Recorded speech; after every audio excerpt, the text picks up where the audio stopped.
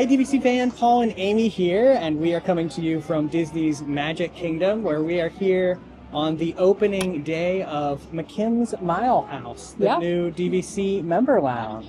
Yeah, and it's been an interesting day. So basically, we kind of had an idea that this was going to open today, but I don't think they really informed anyone until, this morning or last night? Yeah, it was really last minute. Yeah. I remember I woke up this morning and checked the website because we kind of got a rumbling that it was going to open, and then it opened. And so here we are, and we're going to bring you along for the ride. As always, this and all of our DVC fan content is brought to you by the World of DVC, DVC Resale Market, where you can buy or sell a Disney Vacation Club contract, Monera Financial, who can help in financing that DVC resale contract purchase, and the DVC Rental Store, where you can try before you buy, rent some DVC points, or rent out your own points for cash. So I feel like this backdrop is going to be most of this video.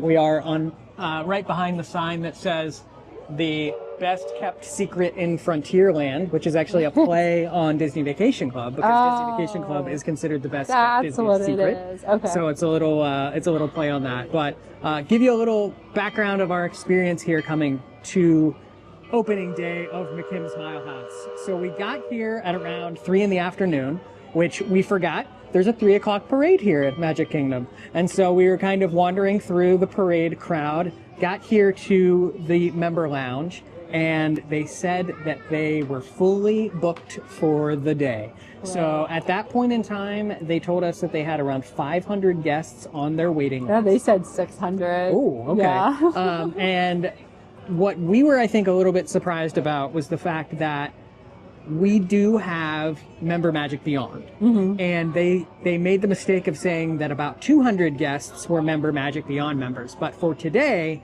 they had decided to fully close down the line. So even though we had Member Magic Beyond. Yeah, they still wouldn't put you in front of the people without it that had already been on the list. Correct. They were giving out some cool, do you have it handy? I do. I don't. It's somewhere. Wait. It's in one of my pockets. So we're giving out some cool opening day pins to anyone that actually came up to maybe get in line. So there is a nice, cool collectible pin for anyone coming here. I assume that maybe these will be available at least for a couple days, as long as they still have supplies, but they are giving those out in droves to people that are trying to still get on the list. But we actually were contacted by one of our lovely viewers, Greg and Josephine. Yeah. And thank you to them so much. Because he was actually emailing with me earlier this morning, and we've been talking, and he actually got on the list earlier in the day and had a couple extra spots. So they were able to get us in, and as the steamboat kind of blows its horn over me talking, we'll put in some of that footage of us getting to explore the lounge and some of our initial thoughts.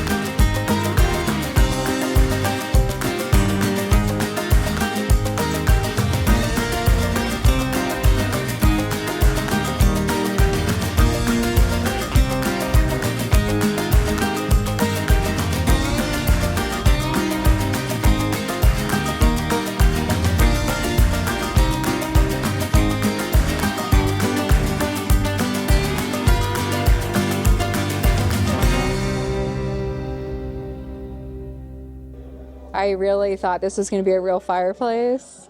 It's not even close. It's kind of like a funny looking projection, but it's still cute. I loved the stonework and the decor here.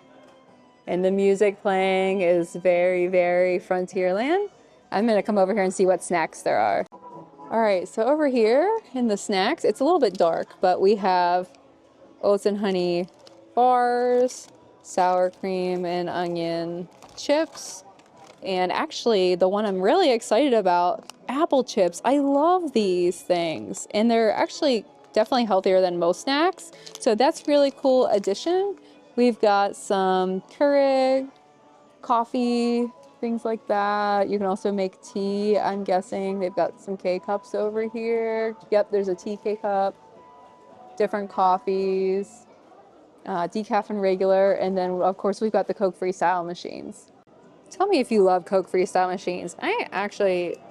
It's not my favorite thing in the world. I don't think the flavor is as good. And here's my biggest thing about them. I love like Powerade, but they never have blue. Does blue Powerade not exist in Coke Freestyle machine? I never see blue, so let's go with, I like the zero sugar drinks. They're decent. I like to mix a little bit of that, a little bit of that. And then because I water everything down. I am here with Greg and Josephine. Tell us a little bit about your experience of getting into the lounge today on opening day. Yeah, so we came here to go to the Crystal Palace for breakfast, and then decided to come over here once we heard that it opened this morning.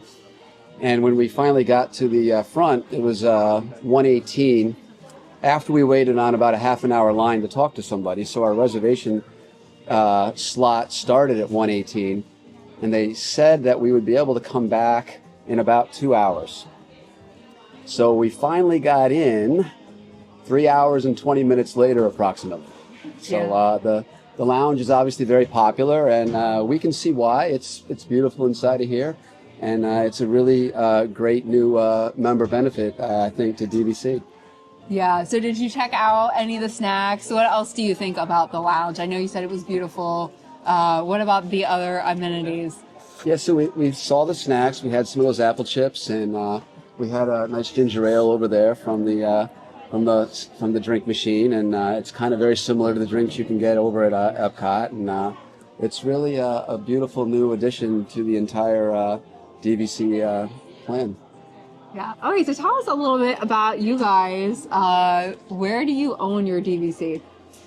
We have 2 resale contracts at Old Key West, and we have 1 direct contract at Grand Floridian.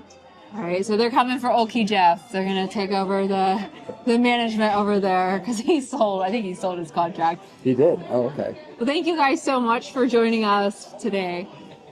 Coming to you now from not the DVC Member Lounge at Magic Kingdom. We have left, had a great time just kind of exploring this new space.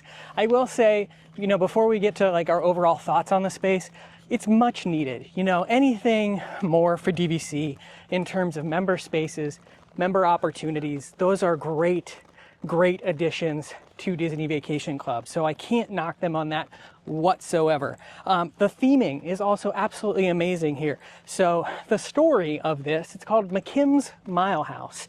And Sam McKim, who is a Disney legend, actually created a lot of the original concept art that kind of framed the idea of Frontierland at Disneyland. So they have basically given this a nod to him. What is a mile house? A mile house was much like a hotel back in the, Wagon days? Wagon days, as Amy calls it. And this was kind of that stop where you could rest and recharge like along your journey. So perfect name for a member lounge. And that theming sort of carries through the entire space. In terms of the amenities and stuff, those are going to be very similar to any of your other member lounges. So they have the Coke Freestyle machines. They also have some coffee machines, and then a selection of snacks. I think they had the coffee machines are Keurigs, right? And they have K-cups that have both. There's tea K-cups, there's coffee K-cups. I did think that the snacks were a little bit better than at the other lounges, but maybe it's rotating. But there were some chips.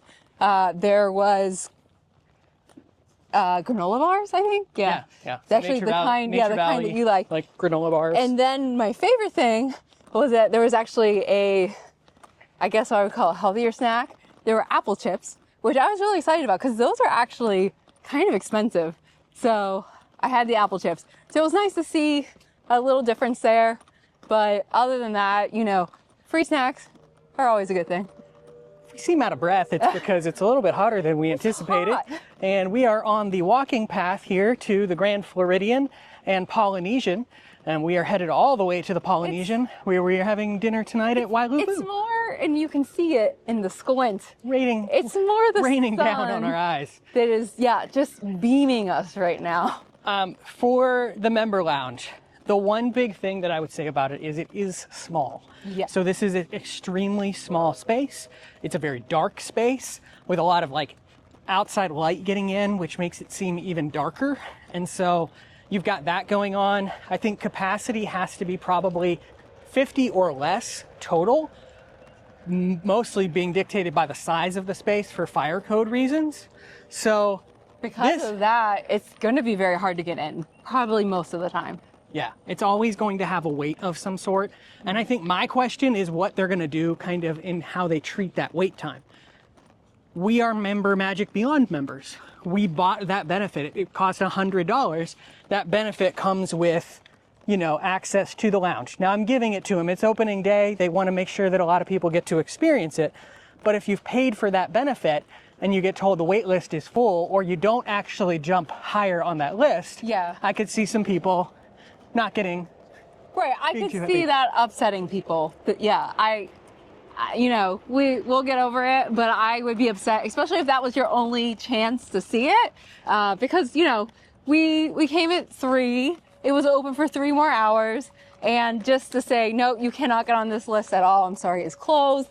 Well, and it became very apparent that the problem that they were running into today was that people got on the list and then Yeah. their time came up. They sent them a text message. So they do everything via text. They sent a text message to the people saying, hey, your spot is open. We'll hold it for you for 10 minutes, I think it was, that they're Right. holding the spot Yeah. for.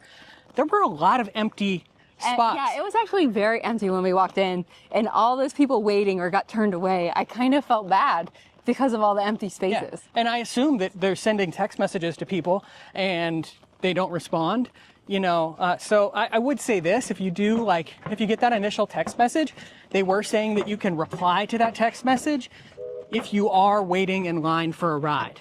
So that would be a good reason that maybe you can't get there within that 10-minute period of time. And if that is the case, you just reply to that text message and say, hey, I'm in line for Haunted Mansion. I'll be there when I can. They will hold the spot for you in those situations. But I would also say, hopefully they take that a step further and say, please send us a courtesy text back if you no longer want your spot in line. Right. Because that then allows them to move through that list quicker. Otherwise, they're just waiting 10 minutes for no one to show up and then moving to the next name on the list. And there were still people being turned away, like when we left. Yeah, and when we left, there was a family that said they had been waiting for 2 hours. They were still waiting outside. They were on the list, and I was a little worried for them. It's only open for 10 more minutes. Yeah, it's almost 6 o'clock. So I was worried they weren't going to get in. Yeah. The last thing I will say, so they do say that there's charging available. Don't expect this to be like the Epcot Lounge or some of the other lounges where there is charging at every single table. I can tell you that the table we sat at was basically one of the tables from Liberty Tree, which is right next door, and there was absolutely no built-in charging to that table. I saw maybe 2 tables with built-in charging. I saw 1 or 2 spots along the wall, and then I saw a couple spots that were actually behind the cast member area and behind the cast member desk, where they had a bunch of phones plugged into the wall back there. So you may have to forfeit your phone for it to charge back in the cast member area. I don't know that to be a fact, but it seemed to be what was occurring. Listen, you shouldn't be expecting technology in the Wild West or the frontier. I did like the theming, but yeah, I just wish it was a little bigger because it's definitely, I know today was opening day, so I can understand it's probably going to be like this for, the initial excitement of everyone to see it, and maybe it'll die down, but it's still in Magic Kingdom, the most popular park.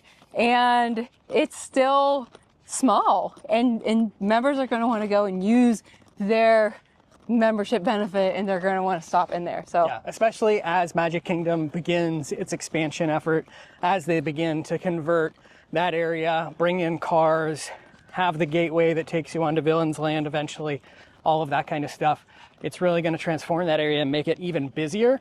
So it needs to expand already. It's day one, and it needs an upgrade. It needs to get bigger, because I do agree with what you said, which is that it's always going to you're always going to have to prepare to have a wait here, whereas with some of the other lounges, that's not always the case. yeah, well, and also, like, I do think if it continues down this path of what happened today, which maybe it won't, and we have people who bought the benefit, and really the reason, like, if you look at all the benefits, none of them work for us except getting getting to the lounge, yeah. like if there's a line. And they're not supposed to put you in front of people that also have the member thing, but they're supposed to put you in front of people that don't. And to just be like, well, this is one of your benefits. But Sorry. if they decide there's too many people, period, even people that don't have it, you don't get it. So I don't really know. Yeah. That's a missed opportunity for a subscription model that you want people to buy into and pay $100 a year for. So I hope that they do figure that out. There were a lot of cast members roaming about. They were kind of getting the kinks worked out for day one. So It was day one, so don't want to fully judge it based off of that. But I am going to tell you, kind of what our experience was like. So let us know in the comments.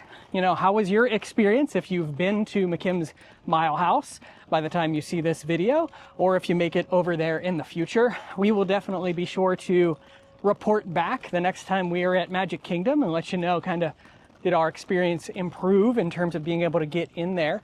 Definitely has to be less crazy than today, I would hope, but I do think that as we get more into spring break season, as we get into the summer months and the more popular times, it's Magic Kingdom, and you do need a Mile House at Magic Kingdom to break up your journey, take a little break, have a little Coke Zero or whatever you like to drink from the machines in there, and kind of relax. Again, a huge thank you to Greg and Joe who let us join them at the lounge today. They're here for a wonderful week-long stay. They're staying at Old Key Jeff, as they mentioned earlier in the video. So, honestly, I'm so glad that we ran into them, and it's not because they got us in, which was very nice, but it's so nice to just be able to sit and talk to people, that have the same passions that we do, DVC. and Disney, they like to run. Yeah, so. and we had a lot of conversation with them, so it was great. So thank you so much for saying hello, for taking us into the lounge when we got turned away. Denied. But yeah, definitely nice talking to them. As always, if you enjoy this content, please like and subscribe to our DVC Fan YouTube channel. Follow along on the DVC Fan Facebook group. And for bonus content, head to patreon.com/DVC Fan. We'll see you again soon.